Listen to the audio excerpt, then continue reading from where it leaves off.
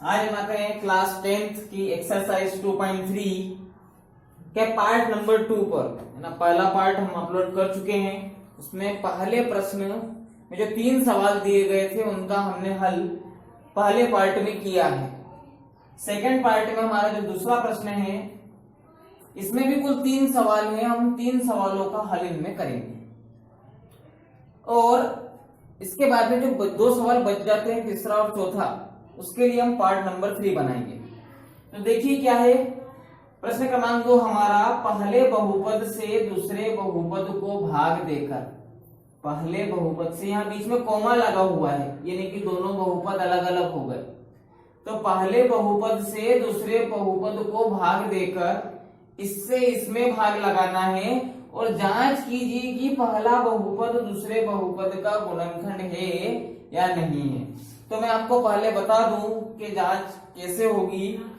मैं इस वाले बहुपद से इस वाले बहुपद में भाग लगाऊंगा। अगर मेरा शेषफल 0 आ जाता है तो मैं लिख दूंगा कि पहला बहुपद दूसरे बहुपद का गुणनखंड है, और अगर शेषफल 0 नहीं आता है तो ये आपस में एक दूसरे के गुणनखंड नहीं होंगे। अब देखिए गुणनखंड क्या होता है, मैं आपको एक बार फिर से थोड़ा सा क्लियर कर दूं। जैसे कि x² प्लस 4x प्लस 4, हमारे पास एक ऐसा बहुपद दिया गया। मैं कहता हूं कि इसके 2 गुणनखंड हो जाएंगे, x प्लस 2, x प्लस 2। देखिए 2 गुणनखंड हो गए, x प्लस 2, x प्लस 2। अगर मैं इस वाले x प्लस 2 से, इस वाले x प्लस 2 से अगर मैं इस समीकरण में भाग लगा दूं तो मुझे भागफल तो ये मिलेगा। फिर से सुनिए, x² धन 4x धन 4 के 2 गुणनखंड होते हैं, x प्लस 2, x प्लस 2। इस x प्लस 2 से अगर मैं इस वाले बहुपद में भाग लगा दूं तो भागफल तो ये आएगा और शेषफल हो जाएगा 0।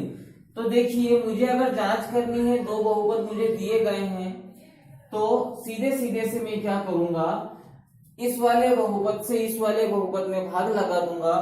तो अगर ये इसका गुणनखंड है, इस वाले बहुपद का अगर ये गुणनखंड है तो शेषफल तो क्या हो जाएगा, 0 हो जाएगा, और साथ ही जो भागफल आएगा वो इसका दूसरा गुणनखंड रहेगा। ठीक है। एक t² यहाँ पर लिखा है -3, t² लिखा है। मैं मुझे क्या चाहिए, 2t की घात 4 चाहिए। तो पहले तो मुझे चाहिए 2, तो मैं यहाँ लिख देता हूँ 2। फिर मुझे t की घात कितनी चाहिए, 4। मेरे पास कितनी है, केवल 2 है, तो मैं t की घात 2 और लिख देता हूँ। 2t की घात 2 से t की घात 2 में गुणा करूंगा तो 2t की घात 4 मुझे प्राप्त होगा। अगर आधार समान हो तो गुणे में गाते जुड़ती हैं। फिर 2t² का गुणा इस -3 में भी करना है, इसमें नहीं इसमें भी करना है। 2 पद है इधर, इसका गुणा इसके साथ भी हुआ तो इसका गुणा इसके साथ भी होगा। तो देखिए 3 दूनी 6 और t² इसके साथ ऐसा का ऐसे ही रहेगा। तो मैं इसको t² के पद वाले के नीचे लिखूंगा, माइनस में मुझे प्राप्त होगा -6t²। 3 दूनी 6 यानी कि माइनस का 6 हो गया और t² ऐसा का ऐसा ही। अब मैं करूंगा चिन्ह परिवर्तन, यहां मैं लगाऊंगा माइनस, क्योंकि ये प्लस का था तो माइनस लगा दिया और ये माइनस का है तो प्लस लगा दिया। देखिए ये कैंसिल हो जाएंगे। ऊपर से अब क्या क्या बचा है, 3t की घात 3। अब देखिए 6t² में से 2t² जाएगा, 6t² में से 2t², क्योंकि ये तो हो गया प्लस का और ये हो गया माइनस का। अब घटेगा और जो प्लस वाला, जो जैसे बड़ा जिसका चिन्ह होता है वो चिन्ह हम लगाते हैं। तो 6t² अपने आप में बड़ा है, प्लस 4t² यहां से बचा है ना, 6 में से 2 गए तो 4 बचे और वो भी धन के बचे। 9t ऐसा का ऐसा ही, -12 ऐसा का ऐसा ही। ठीक है। क्या चाहिए मुझे, 3t की घात 3 चाहिए, 3 भी चाहिए और t की घात 3 भी चाहिए। मेरे पास तो केवल t की घात 2 है, तो मैं +3t यहां लिख लेता हूं। 3 का गुणा इसके साथ करूंगा तो 3 यहां पर आ जाएगा, और t का गुणा t के साथ करूंगा तो t की घात 3 बन जाएगा। 3t की घात 3 हो गया। अब इस 3t का गुणा में -3 में भी करूंगा तो माइनस का 9t बनेगा।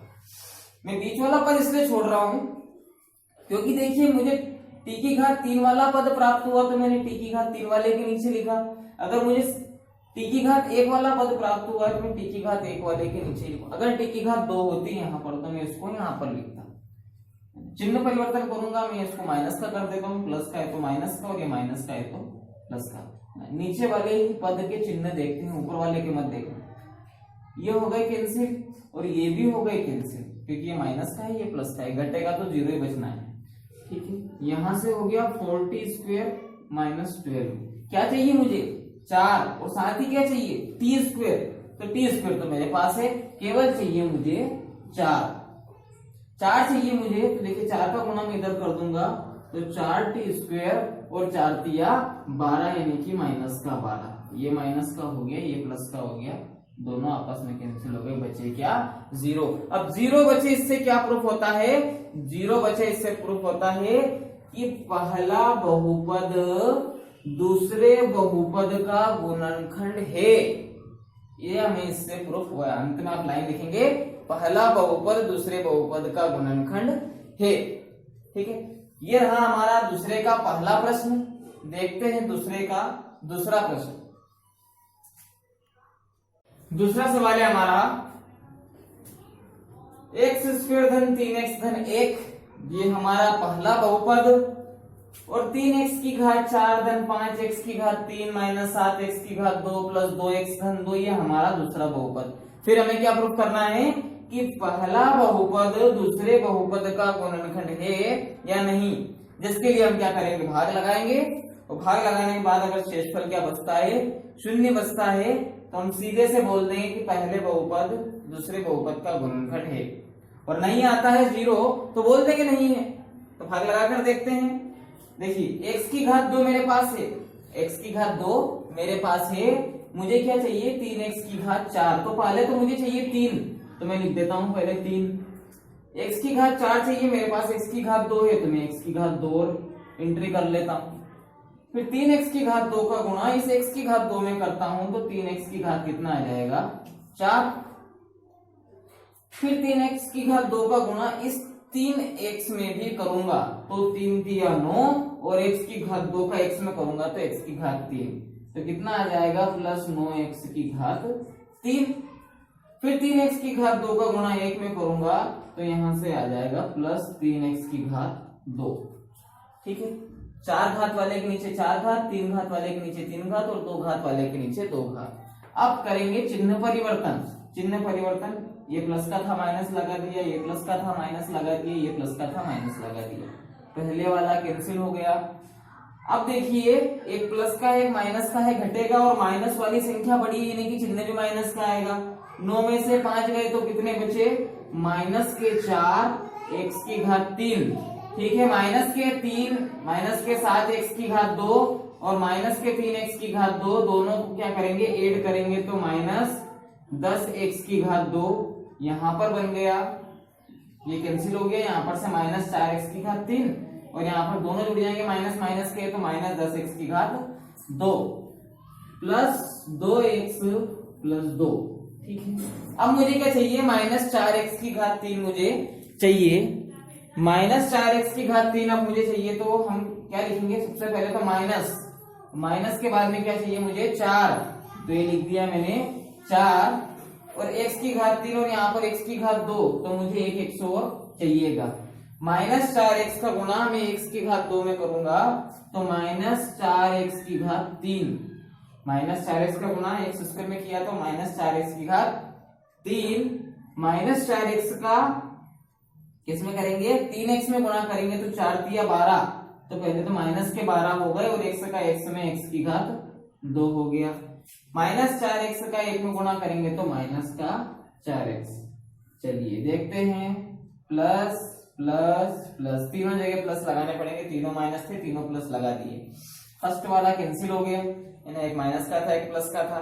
अब 12x की घात 2 में से 10x की घात 2 घटेंगे, तो क्या बचेंगे 2x की घात 2, 2x और 4x आपस में जुड़ जाएंगे, तो कितने बच जाएंगे यहाँ पर 6x प्लस 2 ऐसे के ऐसे ही। ठीक है, अब देखते हैं 2x की घात 2 मुझे चाहिए, मेरे पास कितना है, केवल x की घात 2 है, 2x की घात 2 मुझे चाहिए, यानी कि केवल प्लस 2 लिखना है मुझे। यहाँ पर 2 का गुणा मैं इधर करूंगा, तो मुझे आ जाएगा 2x की घात 2, फिर 2 का गुणा इस 3x में करूंगा तो आ जाएगा मुझे प्लस का 6x, फिर 2 का गुणा 1 के साथ करूंगा तो 2 एकम 2।